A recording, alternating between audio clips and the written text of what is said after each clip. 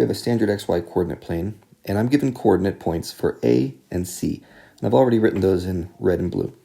And what we need to do is find B. So what we know is that B is collinear with A and C, meaning it's on the same line.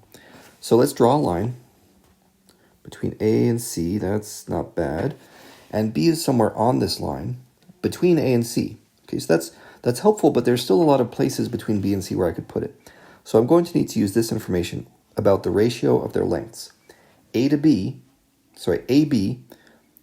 compared to BC is in a ratio of 2 to 1.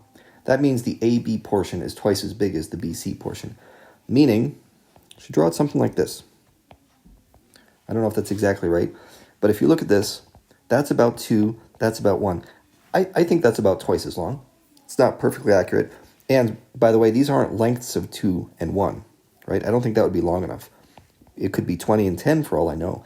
The important part is that the ratios are 2 to 1. Okay, so if that's approximately where B is, let's figure out the coordinate points of that. And there's the long way and the short way. You're in a timed test, so let's do the short way. And if you want to stick around for the long way, by all means. The short way is, what's the y-coordinate of B? Well, it looks negative. And some of these answers are positive. So knock those ones out. It's not going to be the positive ones. Now, you've got it down to a 50-50 guess. That's already pretty good. And we can do even better than that. Because look at this. There's -1, and there's -5. And only one of those is between A and C. So we're going to pick this guy right here, just based on an approximate coloring of the graph. Now, in terms of where the B coordinate is located exactly, I'm going to go through that now. If you want to check out, that's fine. But it's kind of interesting the way this works. I'm going to take that ratio again, and I'm going to say this distance, AB, is equal to something compared to AC, the total length of the line. And the way that's related is by a fraction of 2/3. Now, if you're wondering why that is, remember how these ratios looked. It was 2 to 1. Well, that's a total length of 3, which means the AB portion of it is like 2 out of 3. That's a ratio of 2/3 right there. So, great. We've got this equation. Let's turn this into something useful. I'm going to stick to the y-coordinates that I was talking about. That means the y-coordinate of B minus the y-coordinate of A, right?